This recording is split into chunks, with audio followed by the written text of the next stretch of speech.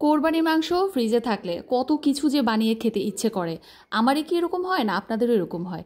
দেখেন কয়েক টুকরো মাংস নিয়ে এটাকে যে কি বেহাল অবস্থা করেছিলাম সেই গল্পটাই আজকে আমি আপনাদের সাথে শেয়ার করতে চলে এসেছি। প্রিয় দর্শক, আসসালামু আলাইকুম।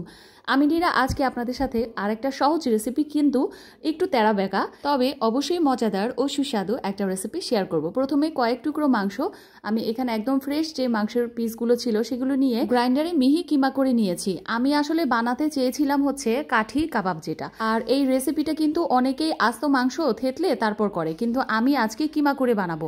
আর এখানে পেঁয়াজটা লাগিয়েছিলাম। আমি আপনাদের বলবো আসলে কোথায় আমার ভুলটা হয়েছিল। তো মাংস কিমা করে নেওয়ার পর আমি এর মধ্যে পেঁয়াজ কুচি দিয়েছি, তারপর হচ্ছে আদা রসুন পেস্ট দিয়েছি, তারপর কাঁচামরিচ পাটা দিয়েছি, লবণ দিলাম পরিমাণ মতো। এখন দিয়েছি হচ্ছে গরম মশলা গুঁড়া, ধনিয়া গুঁড়া, মরিচ গুঁড়া, হলুদ গুঁড়া আর জিরা গুঁড়া টেলে রাখা, তারপর সামান্য কালো গোলমরিচের গুঁড়া।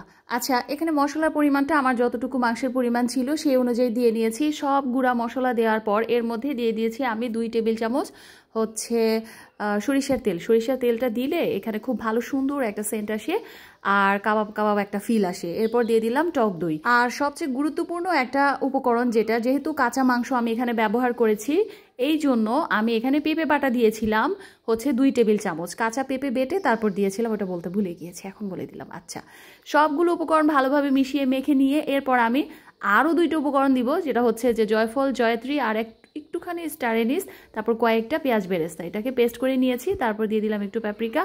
আসলে আমার বাসায় চোখের সামনে যা যা মশলা ছিল মোটামুটি সবগুলোই দিয়ে দিয়েছি মাংসের মধ্যে। আর পাপরিকা দিয়েছি আমি যেন এটা কালারটা একটু সুন্দর আসে।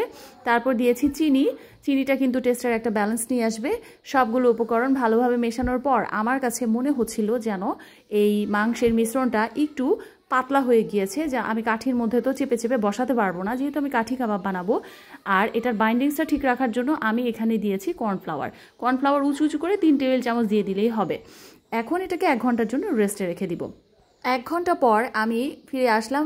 এখানে কিছু ওই যে শাসলিকের যে কাঠি ছিল সেটা পানিতে 10 মিনিটের মতো ভিজিয়ে রেখেছিলাম। এখন 2টা করে শাসলিক স্টিক নিব। একটা করে দিলে আমার মনে হচ্ছিল যেন মাংসটা বারবার খুলে আসতেছে। এই জায়গায় আমি ভুলটা করেছি।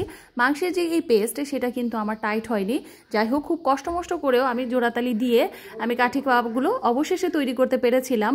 তারপর চুলায় এরকম চওড়া মেলানো একটা ফ্রাই প্যান বসিয়ে এর মধ্যে সরিষার তেল দিয়ে লো মিডিয়াম হিটে আমি একটু সময় নিয়ে মাংসটা কুক করে নিব, যেন খুব ভালোভাবে সেদ্ধ হয়ে যায়। আর এটা আমি একটু পোড়া পোড়া করে ভেজে নিব। আর খুব সুন্দর করে উল্টে যাচ্ছিল।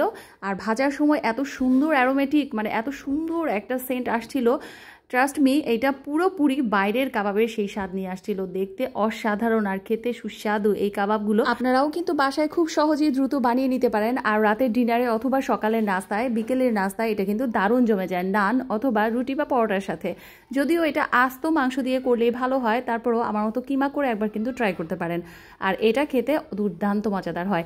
তাহলে প্রিয় দর্শক, আজকের এই ইজি রেসিপিটা এই পর্যন্তই। আমার রেসিপিটা ভালো লেগে থাকলে প্লিজ আমাকে সাপোর্ট করার অনুরোধ রইল। আর একটা লাইক কমেন্ট করতে অবশ্যই ভুলে যাবেন না। কথা হবে পরবর্তী নতুন কোনো ভিডিওতে। আল্লাহ হাফিজ।